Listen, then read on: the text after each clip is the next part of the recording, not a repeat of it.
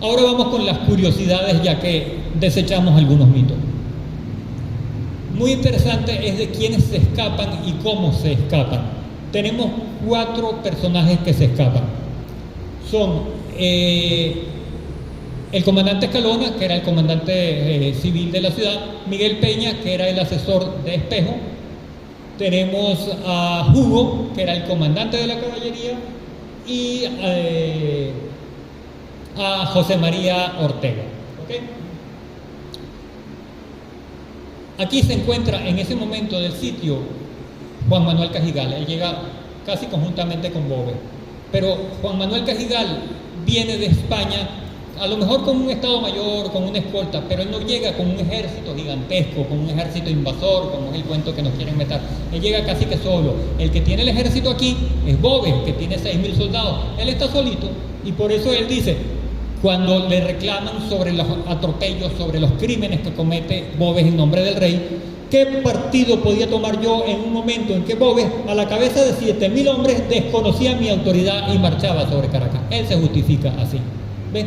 Pero él se atreve, de alguna manera. No tenemos registro de por qué razón, si sería por caballerosidad, porque los conocía o por lo que fuera, pero él agarra a Escalona y a Miguel Peña, los disfraza de cura, les pone un hábito de fraile y los escolta y los hace salir de la ciudad. Tenemos que reconocerle a Juan Manuel Cajigal esa hidalguía que tuvo en ese momento. Tenemos otros dos patriotas que se salvan. Aproximadamente 22 días antes de la toma de Valencia, Simón Bolívar había tenido la primera batalla de Carabobo, en Carabobo, por supuesto. Allí vence a las tropas de Juan Manuel Cajigal. En la huida, Tomás Heres se quedó un poquito retrasado y le cayeron encima. ¿Quién le cae encima? Hugo. Pero parece que Hugo era amigo de Heres. Y le dice de alguna manera a su comandante, ahí andaba Urdaneta y andaba otro oficial, vamos a salvar a este hombre. Acuérdense que todavía eran tiempos de la guerra-muerte. Al preso que se agarraba, preso que se degollaba. Y le perdona la vida. Vete, chico, vete rápido, corre, al trote. Y Heres se salva. Entonces, cuando toman Valencia, 22 días después, al triunfar el asedio, el capitán Tomás Heres se le planta enfrente a Boves. Yo quiero a este hombre porque este hombre me salvó la vida. Boves, botando la bilis porque odiaba a Hugo, porque Hugo era el comandante de la caballería, y recuerden que Boves es un soldado de caballería netamente, los llaneros son soldados de caballería, y Hugo era el comandante de la caballería patriota. Pero sería el carácter de Heres así, que llévate tu pedazo de patriota, llévate. Y Heres le salva la vida a Hugo. Vamos a detenernos un poquito en Tomás Heres, porque es un personaje muy poco conocido, no es muy mencionado, por lo menos aquí. Si alguien ha ido a Guayana, se habrá dado cuenta que ahí hay un municipio Heres, hay Plaza Heres, hay muchas cosas de Heres. Heres es guayanés, por supuesto. Se incorpora desde muy temprano en las tropas realistas, porque, repito, ratifico y machaco, las tropas realistas, sobre todo en los primeros 5, 6, 7 años de la guerra, eran un 90% soldados criollos. Cuando no eran el atajo o la horda salvaje de Boves, eran lo que se llamaba antes las milicias organizadas, las milicias arregladas, pero eran venezolanos. Entonces él es uno de esos venezolanos que está de acuerdo, que le parece que vamos a vivir mejor siendo provincia de España. Y él lucha durante toda la guerra con las banderas españolas. Cuando llega, después de todo esto, llega en 1815, llega el general Pablo Morillo, ya ha muerto Boves. Él sí llega por primera vez con un ejército español, un ejército de soldados veteranos de las guerras de independencia de España, que son los que vencieron a Napoleón. Son soldados fogueados, son una tropa profesional, una tropa buena. Cuando llega aquí, empieza a conocer y a reconocer el territorio, ve el ejército que se le presenta, el ejército que será suyo ahora, el ejército realista. Ve esa cuerda de monos en alpargatas desordenados y él dice, no, vale, yo traigo un ejército de verdad, ¿qué voy a hacer con esta gente? Morillo trae instrucciones de mandar parte del ejército al Perú, pero entonces él hace un razonamiento muy interesante. yo tengo que mandar tropas realistas. Tengo estos bichos y tengo mi ejército que yo lo conozco, que son leales a mí. Y entonces ordena que las tropas de Vélez, el batallón Numancia y Sagunto, se vaya para el Perú. Eres se va para el Perú, pasando por Colombia, pasando por Ecuador, combate fielmente a las órdenes de las tropas realistas, y en Perú hay un malentendido allí. Eres se molesta con las tropas republicanas o con sus oficiales y, como decían en esa época, se pasa. Se le presenta a, no recuerdo si fue a Sucre o a cuál de los generales: mire, yo estoy aquí con un batallón que nos hemos fogueado, estamos a la orden, no queremos pasar. Por supuesto, venga para acá con su misma jerarquía de coronel, y pasa a formar parte de las tropas republicanas. El batallón suyo era tan bueno, que en un momento de la guerra pasa bajo las órdenes del general, el libertador de Argentina, José de San Martín, y combate y vence a las tropas realistas n número de veces. Pero en esos momentos ya San Martín se retiraba, y Sucre y las tropas que eran colombianas le piden: mire, por favor, devuélvanos a Eres de nosotros, venezolanos. Y incluso hay un serio impasse entre San Martín y Sucre o Bolívar, porque San Martín quiere llevarse a Eres para allá y estos quieren jalarlo para acá. Definitivamente Eres se viene para acá, se asciende, llega hasta general o hasta coronel, tiene una vida política activísima, pero parece que era un hombre de un carácter, evidentemente. Si llegó y si hizo todo lo que hizo, era muy fuñido, y él es asesinado. Yo creo que el primer muerto por un bombazo así en Venezuela es Eres. En su casa, en Angostura o en San Félix, le ponen una bomba en su casa y lo matan, ya mucho después de la independencia. Falta el comandante José María Ortega. Este es un personaje, como dije al principio, muy interesante porque está muy vinculado a Valencia. José María Ortega es Ortega y Nariño. Él es sobrino del precursor de la independencia de Colombia, Antonio Nariño. Él es de esos 400 soldados colombianos o neogranadinos que viene con Bolívar en la campaña de Mirabla, combate en Niquitao, en trincheras, en Puerto Cabello, en muchísimos combates. En el combate de Vigirima, por supuesto, no estaban todo el día echando tiros, venían a refrescarse, los sustituían a otros y llegaban. Él vino a la ciudad de Valencia. En la ciudad de Valencia conoció a una muchacha muy bonita que se llamaba Mercedes Párraga. Mercedes era la hija del gobernador civil en esa época republicano de Guacara. Y tenían 17 años los dos, un par de muchachitos. Se enamoran, se pelan los dientes, quieren comprometerse. Rebeca, ¿quiénes son los padrinos de Mercedes? Los Tobar. El Toro, el Marqués del Toro. Tiene relación familiar entonces hasta con Bolívar, porque los padrinos de matrimonio de Mercedes son ellos.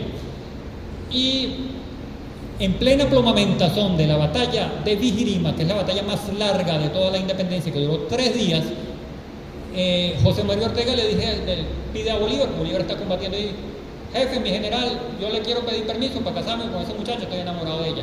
Bolívar le responde: todo esto, fuente primaria, las propias memorias de José María Ortega. Bolívar le dice: mira, muchachos, si salimos vivos de esto, te casas esta semana. Salieron vivos, se vinieron para Valencia y se casaron en la catedral. Según relata la fuente primaria, el propio José María Ortega, Simón Bolívar llevó del brazo a Mercedes Párraga hasta la catedral, en esa época iglesia matriz, para contraer matrimonio.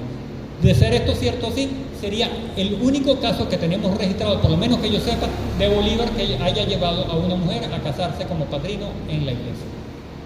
Bien, entonces estábamos hablando quién era el personaje. José María resulta herido de un balazo en el asedio a Valencia. Lo llevan al hospital, a nuestra querida Casa de la Estrella, que ustedes saben que eso era hospital, el hospital a San Antonio de Padua. Mercedita, de alguna manera, logra contactar a Juan Manuel Cajigal, le implora por la vida de su esposo, y Cajigal también rescata a José María Ortega y los hace escapar. Ellos se van toman los caminos verdes del monte, se meten hasta Patanemo, en un ranchito. Allí pasan meses la convalecencia porque la herida era muy grave. Cuenta el propio José María que Mercedes sembraba plátano, sembraba yuca, con eso comían y sobrevivieron hasta que con el tiempo pudieron regresar a Colombia, a la Nueva Granada, y allí culminaron su vida muchos años después. Tenemos otra curiosidad.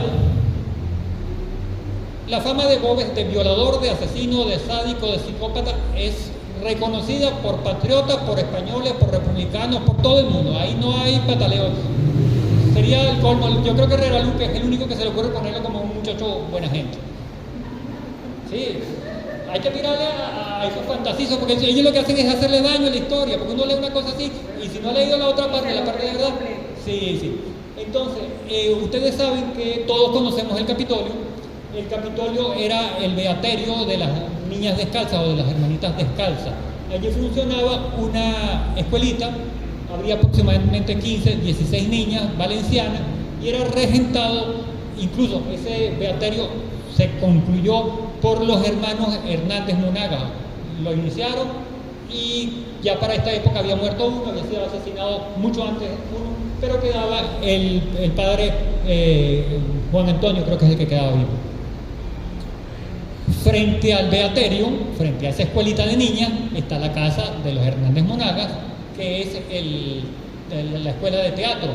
Yo creo que todos conocemos eso. ¿Okay? ¿Por qué Carrizo Boves respeta a las niñas del beaterio? Sucede que los hermanos Hernández Monagas eran recalcitrantes realistas, venezolanos, valencianos natos, pero eran de esos tantos venezolanos que estaban de acuerdo con seguir siendo provincia de España. Pero aparte de que estos dos curas eran realistas, ellos tenían otro hermano que era José María, que era comandante del ejército realista. Y no tenemos evidencia de que estaba formando parte de las tropas de Boves, pero sí era realista, sí sabemos eso, porque lo encontramos 6 años después, durante la campaña de Carabobo. Y hay otro hecho curioso que nos va a patentizar que esto tenía mucho de guerra entre venezolanos.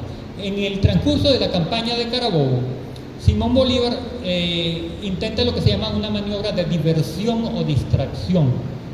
Si suena un tiro por allá, ustedes se distraen, ¿verdad? Van a ver por allá qué es lo que está sonando. Eso es el principio militar de la maniobra de distracción. Entretener al enemigo con un amago de invasión, de ataque, de cosas que es algo falso, que es algo, una pantalla, un cuento que le están metiendo, pero la idea es debilitar tu fuerza. Bolívar encarga a Bermúdez hacer una maniobra de distracción por allá por Caracas, por Miranda, por estos lados. Acuérdense que Bermúdez es de Oriente, estaban sus fuerzas por ahí cerca. Y ellos toman Caracas y atacan varias poblaciones. Entre esos enfrentamientos le toca frentearlo a el coronel José María Ortega, y va a apoyarlo desde aquí el cruel de Morales. José María Ortega entonces era un fiel vasallo del rey, por eso debe ser que Boves respetó esta propiedad de los hermanos Hernández Monagas, que eran sus aliados. Pero otro detallito que es muy simpático, que está vinculado, porque todo está vinculado. Como les dije, Boves envía a Morales y Bolívar envía a Bermúdez, y combaten Morales y Bermúdez. Pero ustedes saben quién era la esposa de Morales, la hermana de Bermúdez, Josefa Bermúdez. ¿Ven? Todo es una familia, un mismo grupo de gente, todos somos hermanos contra hermanos, y así fue la guerra de independencia. Así que por favor, cuando les digan, sí, los españoles que vinieron a pelear contra... No, señor, no me caiga cobas, porque yo sé de historia, yo he leído historia. Dale, Rafael. Y el último mito, creo que es el que me queda, es el de otro fabulador, otro metedor de cuentos, que es Boves, el urogallo. Cuando usted está hablando con una persona y hablamos de Boves, a veces sale alguien, como ahorita uno de nuestros amigos me lo acaba de decir, sí, Boves, el urogallo. Señores, eso es un invento de Francisco Herrera Luque. A José Tomás Boves nunca lo llamaron el urogallo. El urogallo es una pieza de gallina, ahí está un urogallo. Lo que pasa es que se le ocurrió que cuando el urogallo se enamoraba, perdía facultades y lo podían matar y pero en ningún registro histórico se señala a Boves como el urogallo. Así que por favor, no crean cuentos, lean historia, aprendan historia. Bueno, si quieren la fuente, ya saben, pueden conseguir a el comandante, el regente Heredia, en su memoria sobre las revoluciones. El memorial del cura también está. Juan Manuel Cajigal también tiene sus memorias en la red. Y las memorias de Leari, que son 34 tomos, se consiguen en la red, pero es más fácil leerlas en papel. Eso es lo que tenemos. No sé si hay alguna pregunta, alguna inquietud. Bueno, espero que les haya gustado.